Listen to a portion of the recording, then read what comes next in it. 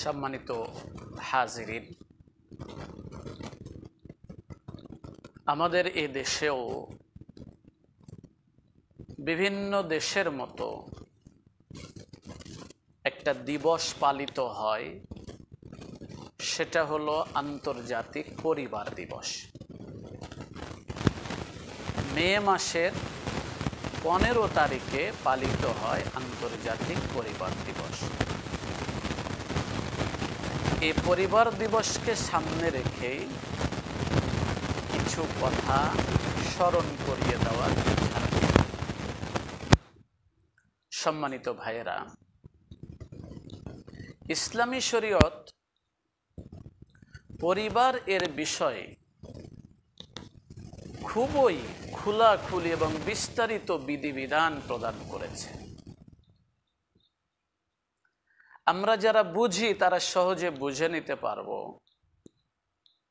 পরিবার একটা মানব গোষ্ঠীর একটা প্রতিষ্ঠান। পরিবার মানব জীবনের প্রথম ভিত। পৃথিবীতে যত মানুষ আছে, পুরুষ হোক নারী হোক, ফর্সা হোক কালো হোক, আরবি হোক অনারবি হোক, যত ধরনের যত রকমের মানুষ আছে, প্রত্যেকটা মানুষই এ পরিবার এর একজন সদস্য এবং অংশ। এক একটা পরিবার এক একটা সমাজের অংশ এবং ভিত্তিপ্রস্তর। এক একটা সমাজ এক একটা রাষ্ট্রের একটা অঙ্গ এবং অংশ। একটা রাষ্ট্র যেমন সমাজের কল্পনা ছাড়া, সমাজকে ছাড়া যেমন রাষ্ট্রের কল্পনা করা যায় না, ঠিক অনুরূপভাবে পরিবার ছাড়া সমাজের কল্পনাও করা যায় না। ইসলামী শরীয়ত যতগুলি বিধান দিয়েছে পরিবার সংক্রান্ত, সেগুলি যদি আমরা একটু পড়ি দেখি, তাহলে আমাদের কাছে খুব সহজেই বুঝে আসবে এবং ফুটে উঠবে ইসলাম বিভিন্ন ধাপে কত বিস্তারিত বিধান প্রদান করেছে। অন্য এমন অনেক বিষয় থাকতে পারে যেখানে ইসলাম এত খোলাখুলি এত বিস্তারিত বিধান দেয়নি। প্রিয় ভাইয়েরা, ইসলাম যে সকল বিধান দিয়েছে সেগুলি একদিকে যেমনভাবে একটা পরিবার গঠন করার জন্য, ঠিক অন্যদিকে একটা পরিবার সংরক্ষণের জন্য, পরিবারের শান্তি সমৃদ্ধি সংরক্ষণ করার জন্য। শুরুর দিকে ইসলাম মানুষকে শিখিয়েছে একটা পরিবার তৈরি করবে কিভাবে, একদম শুরু থেকে সেটা শিখিয়ে গেছে। পরিবার যখন তৈরি হয়ে গেল, তখন এ পরিবার সত্যিকারের সুখের পরিবার কি করে হয়, সত্যিকারের শান্তির পরিবার কি করে হয়, সুখ সমৃদ্ধি কি করে ধরে রাখা যায়, এই সংরক্ষণের জন্য দিয়েছে বিভিন্ন বিধিবিধান। আমি আজকের এই আলোচনায় পারিবারিক শান্তিপূর্ণ পরিবার সংরক্ষণের দুই একটা বিষয় নিয়ে কিছু কথা আলোচ করার ইচ্ছা রাখি। মহান আল্লাহ আমাদের সবাইকে বুঝার এবং আমল করার তৌফিক দান করুন। সকলে বলছি আল্লাহুম্মা আমিন। সম্মানিত সুধী, পরিবার আসলো কি করে? আপনি পবিত্র কোরআনের সূরাতুন নিসা এর প্রথম আয়াতটা পাঠ করুন, তরজমা সহ বুঝবেন। আল্লাহ তাআলা কত সুন্দর করে বলছেন, ইয়া আইয়ুহান নাসুত্তাকু রাব্বাকুম, ইয়া আইয়ুহান নাসুত্তাকু রাব্বাকুমুল্লাযী খালাকাকুম মিন নাফসিন ওয়াহিদা وخلق منها زوجها وبث منهما رجالا كثيرا ونساء। আল্লাহ সুবহানাহু ওয়া তাআলা এই সূরার শুরুতে মানব সৃষ্টি বা মানুষের মধ্যে পরিবার কি করে আসলো সংক্ষেপে আল্লাহ তাআলা তুলে ধরেছেন। যারা আমরা বুঝি জানি তারা জানি এটা একটা আয়াত, একটা ছেলে এবং একজন মেয়ে যখন বৈবাহিক সূত্রে আবদ্ধ হয় তখন যে খুতবা পড়া হয়, ওই খুতবার মধ্যে এই আয়াতটা পাঠ করা হয়। পরিবার এর সূচনা যার মধ্যে আছে সেটা নিয়ে একদম বৈবাহিক জীবনের শুরুতে তাকে একটা হেদায়েত দেওয়া হয়, সাথে সাথে আল্লাহ তাআলার ভয় সংখ্যা একদম শুরু থেকেই দেওয়া হয়। প্রিয় ভাইয়েরা, আল্লাহ তাআলা যা বললেন দুনিয়ার সমস্ত মানুষকে সম্বোধন করে, যে যেই বংশের হোক, যে যেই গোত্রের হোক, যে যেই দেশের হোক, যে বর্ণের হোক, যে ভাষার হোক, সকল মানুষকে, সর্বস্তরের মানুষকে লক্ষ্য করে বলছেন পিতা আদমকে আল্লাহ সুবহানাহু ওয়া তাআলা তৈরি করেছিলেন অন্য আয়াতের ভাষ্য মতে মাটি থেকে, কাদা মাটি থেকে হযরত আদমকে তৈরি করলেন। এরপর তোমরা সকলকে আল্লাহ তাআলা তৈরি করলেন সেই আদম থেকে।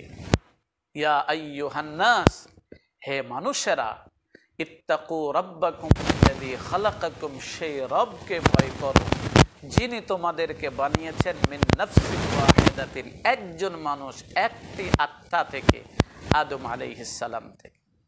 আদমকে আল্লাহ তাআলা বানালেন এই পৃথিবীর জন্য, পৃথিবীটা আবাদ করার জন্য।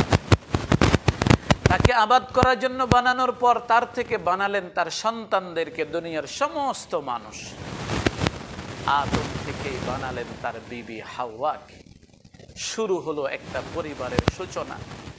এবার এ পরিবার চলবে কি করে, এই পরিবারে সুখ আসবে কি করে, শান্তি আসবে কি করে, এই ধরনের বিভিন্ন বিধিবিধান আল্লাহ সুবহানাহু ওয়া তাআলা বিভিন্ন জায়গাতে আলোচনা করেছেন। প্রিয় ভাইয়েরা, পরিবার সংক্রান্ত সকল বিধানের আলোচনা অনেক দীর্ঘ। আমি সুখী সমৃদ্ধশালী পরিবার, শান্তিপূর্ণ পরিবার, পরিবারের শান্তি রক্ষার সংক্ষেপে কিছু কথা আরজ করতে চাচ্ছি। প্রিয় ভাই, এখন যদি চাই যে আমার পরিবার শান্তিপূর্ণ পরিবার হোক, আমার পরিবারের মধ্যে সুখ শান্তি থাকুক, তাহলে আমার পরিবারের মধ্যে আমর বিল মারুফ নাহি আনিল মুনকারের অব্যাহত রাখতে হবে। ভালো কাজের আদেশ, মন্দ কাজের নিষেধ আমার পরিবারের মধ্যে অব্যাহত রাখতে হবে, চালু রাখতে হবে।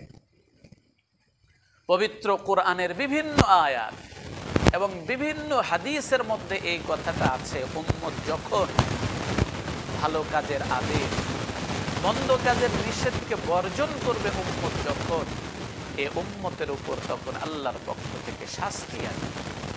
উম্মতের উপর আল্লাহর পক্ষ থেকে শাস্তি আসবে।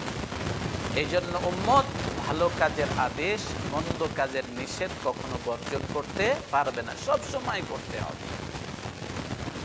রইল কথা যে সব আগে এই ভালো কাজের আদেশ আর মন্দ কাজের নিষেধ সব আগে সবচেয়ে বেশি গুরুত্ব দিয়ে কাকে করা দরকার, কে সবচেয়ে বেশি গুরুত্বের সাথে এই আহ্বান সব আগে পাবে, কে সেটা? এর উত্তর হলো এটা যে হ্যাঁ, এ ব্যাপারে সবচেয়ে বেশি গুরুত্ব রাখে যিনি সবচেয়ে বেশি আপনার নিকটে, আপনার পরিবার সবচেয়ে বেশি গুরুত্ব রাখে আপনার কাছ থেকে।